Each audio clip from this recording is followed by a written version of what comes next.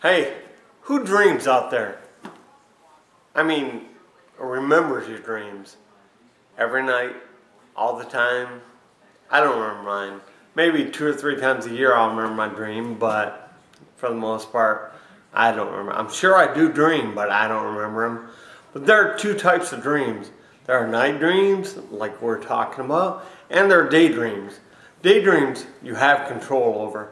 You guide the ship, so to speak.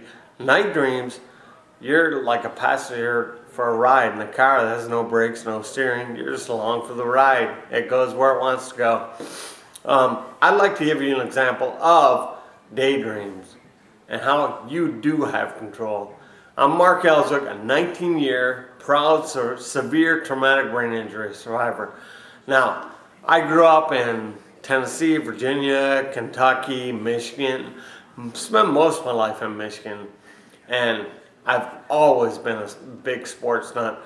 For example, I'd dribble up and down the sidewalk growing up, dribble a basketball, and go behind my back, through my legs. Baseball, I would throw a tennis ball off the porch steps, catch it, throw it back. I'd have 5 seconds to get the guy out. Kind of embarrassed to admit that now. Looking back, I don't know how I did it for more than 1 minute, but I'd do it. I'd play 9-inning games like that. I'd do it forever. Sports geek, big time. Anyway, high school, I ended up being a decent athlete. I was all conference in football and basketball. I was captain of both teams, prom king, at 3.0 grade point average. That was huge because I was going to U of M, University of Michigan Flint. I was going to become the next great sports announcer right alongside Chris Berman at ESPN. No doubt I was going to do that. Well, after a couple years of college, I was a poor college kid, and I dropped out, probably a year and a half I dropped out, and I was going back. Well, 2 weeks so before I went back, I had to take some financial aid or enrollment papers or something down to the college. I couldn't because I worked all day, so my mom was going to do it for me. So my girlfriend, who I was taking to her mom's that day to drop her off on my way to work, we're on our way over there. Well, it was like 6:30 in the morning, still pretty dark, and some car, I don't remember, some car pulls out in front of us. We hit that car. He parked in the left-hand turn lane. We pulled over on the side of the road. Well, he went back home across the street to call cops, and I realized our hazard lights aren't on. So I went back, turned on the hazard lights. As I get there, open the door, some car flying down the road, looking at the car in the left-hand turn lane. Didn't see me or my car. It was red, I don't know how. But he sideswiped my car, hit me with I had the door open, about ready to reach in, hit me, I flew up in the air, landed on the hood, then his windshield, then the pavement head first. And from that, well, it snapped my shin in half, clean break, just snapped. Broke my orbital ring, it fractured my skull. There were a lot of minor injuries, and my least visible injury is my most visible injury to me, traumatic brain injury. It's been 19 years. I can still say that is the most visible to me, but no one sees it. Could you tell, if you didn't know me, if I didn't tell you that I'm brain injured? Could you tell that? Like John Cena's, the wrestler's favorite saying, "You can't see me." That's what a brain injury is. You can't see it. Well, like most other traumatic brain injury survivors, that's their same deal. You can't see it. They have a brain injury. Which brings me back to dreams. Night dreams, daydreams. We defined those in the beginning. Now, like whether it's school, college, private classes, lessons, Toastmasters, non-credit classes, anything that you're doing to make your life better, well, you're actively creating the life you want. You're all making your dreams come true.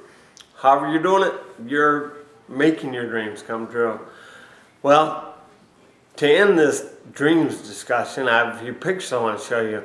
The first is me in high school, when I was invincible, as you high schoolers are thinking, and parents are, you know how your kids are thinking, you're invincible. I had the world at my feet. this is me. I had everything going for me. I thought the world was mine. Well, a few years later, I wasn't so invincible. You're not invincible, because this is me when I was in the second day after my car accident. I was in coma and life support. And day 2, they're still saying I'm gonna die and yada yada. And then I have another picture of me on my dream job at ESP.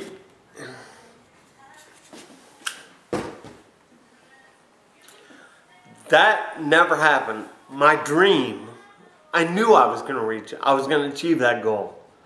But that never happened. I never got a sniff at ESPN. My life threw a bunch of lemons at me. Well, thankfully, 19 years later, I've been able to make lemonade out of those lemons. I got one more picture to show you. No, I'm not just a severe traumatic brain injury survivor anymore. I'm a published author at Modern History Press. My first book, Padman, A Dad's Guide to Buying Those and Other Tales, is available worldwide. My second book, in March of 2012, Traumatic Brain Injuries, Milestones in Recovery, will be available worldwide. Your dreams are so much closer than you think. This last picture, it's basically what it is today. Don't let anyone tell you that your dreams are not achievable, if they're outside anyone else's reality. People think you can't do it. You can do it, because anything is possible. Dream, hope, and believe. Even if your dream is outside the frame of ordinary or anyone else's idea of realistic, your dreams are closer than you think. This is my dream today, and I am achieving it. Thank you. Dream, hope, and believe.